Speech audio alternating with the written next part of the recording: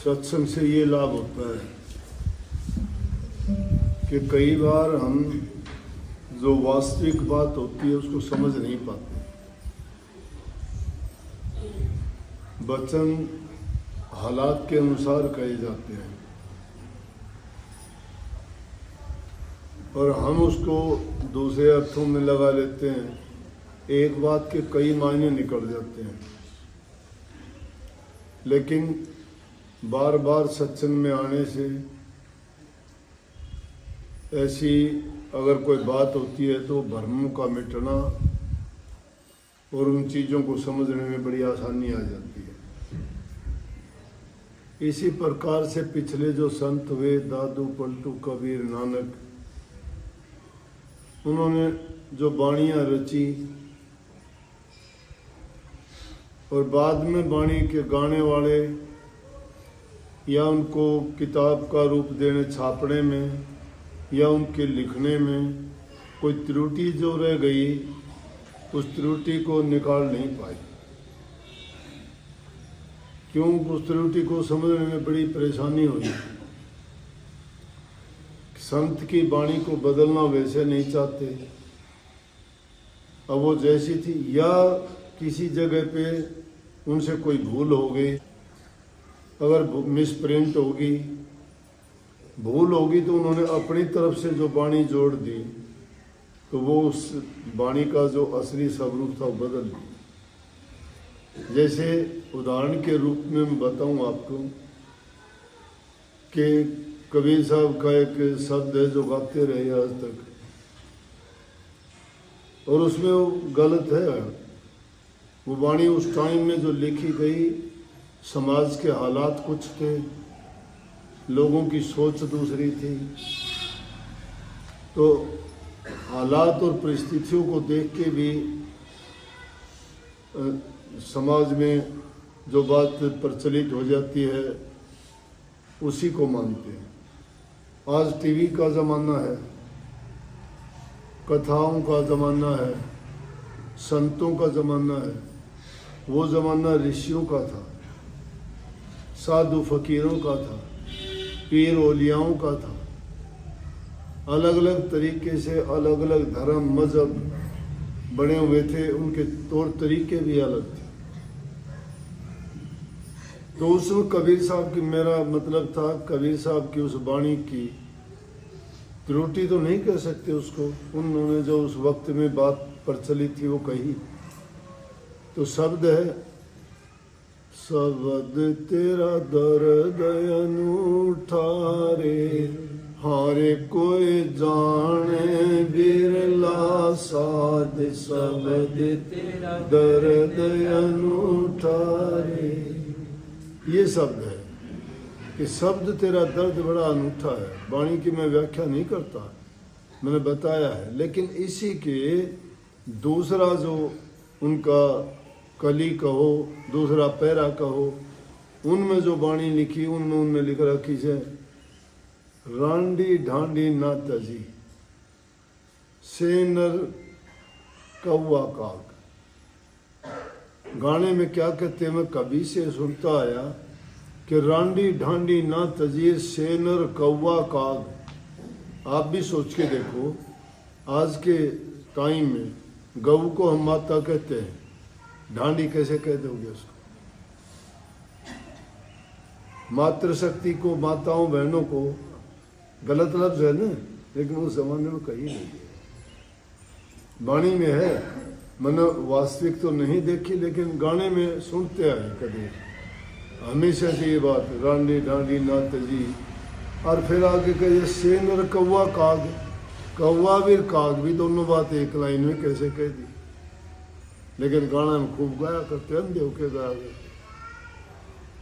अगली लाइन थी, बलक पुकारा तज दिया, थी कोई पिछली लाइन, तो उसका पूरा अर्थ हो गया। लेकिन मैंने बार बार सुनी तो मेरे को ये अच्छी नहीं लगी। मैंने आज के हालात के अनुसार वो फिर बदल दी। मैंने रांडी ढांडी के बजाय कह दिया मेरी तेरी ना तजी, उसका स्वरूप बदल दिया है। किसी को ऑब्जेक्शन नहीं होगा इस चीज में। पूरी शिक्षा से भरी हुई चीज है। जो एक भक्त को भक्ति के मार्ग पर चलने वाले के लिए बहुत जरूरी चीज है, वो भर दी उसने कि मेरी और तेरी तज दो।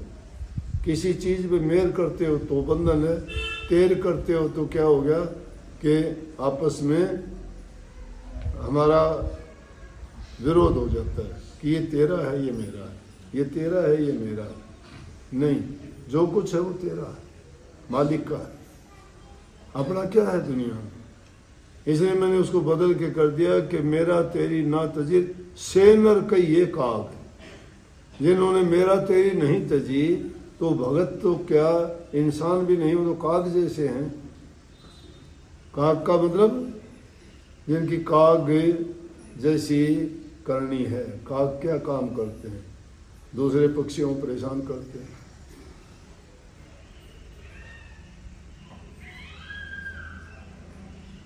दुख देने वाले बन गए हम भी, काग वृत्ति होगी हमारी भी, तो हम भी काग कहे जाएंगे। लेकिन अच्छाई की बात यह है कि वाणी को जब हम गाते हैं उसका अर्थ समझना चाहिए। कई बार अर्थ का हम अनर्थ कर देते हैं। वाणी का मतलब कुछ निकलता है, हम उसका और ही कुछ मतलब निकाल लेते हैं। आजकल बहुत से जो मनमर्जी के महात्मा और संत बने बैठे, वो अपनी मर्जी से और कुछ का कुछ लगा लिया। संतों ने कही कि अपने कमाई का 10% हिस्सा दान किया करो। 10% का मतलब हो गया, एक आदमी 10,000 कमाता है तो 1,000 रुपये दान में दिया करो। अब ये बात उनको मिल गई लुटेरों को। गुरु बन के बैठ गए, पल्ले कुछ है नहीं, कोई ज्ञान नहीं, ध्यान नहीं, तप नहीं, साधना नहीं, भक्ति नहीं, जुक्ति नहीं, कोई युक्ति नहीं, कोई समझ नहीं, कोई अकल नहीं। अकल उनकी चली किस चीज पे? लूटने के लिए। भोले जीवों को कह दिया भोले जीव है। जैसे अब आए एक गरीब आदमी बेचारा, मजदूरी करता, ड्राइवर है, पैसे लेके आया कि ये सेवा है, उसकी माँ साथ में। ये है सत्संगी, ये है करनी सच्चाई वाली। इन लोगों के कुर्बान जाना चाहिए हमने। रोटी मुश्किल से कमा के खाते हैं।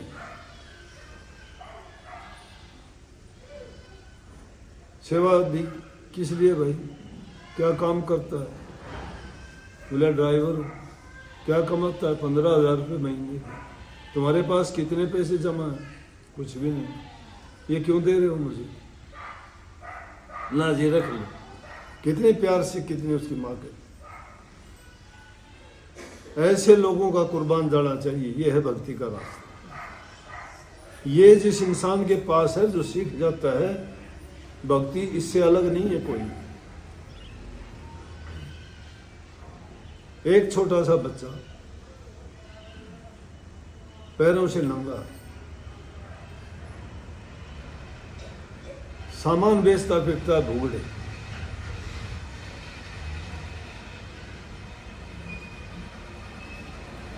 नेक इंसान आता है, उसको देखा 2-4 रुपए के लिए सारा दिन में कितने कमा लेगा। अगर 5, 10, 20 रुपए कमा भी लेगा तो रोजी रोटी का काम चलेगा। पैरों से नंगा, गर्मी तप से, पसीना पसीना है। जब किसी आदमी को देखता है जाके कहता है बाबूजी ये ले लो। जिनका पेट भरा हुआ है उनको नहीं पता उसको क्या दो।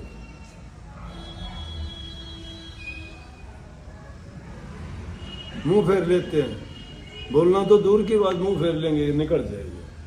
बाबूजी गाड़ी में बैठे हैं, अच्छे कपड़े पहने, किसी चीज की कमी नहीं है।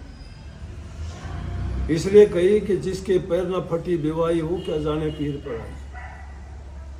दूसरे की पीर को, दुख को कौन समझ सकता है जिसे जो इस हालात से नहीं गुजरे।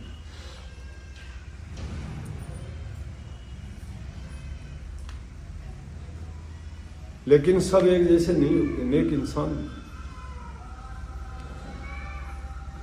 एक आदमी आता है, देखता है उसको, दया इसको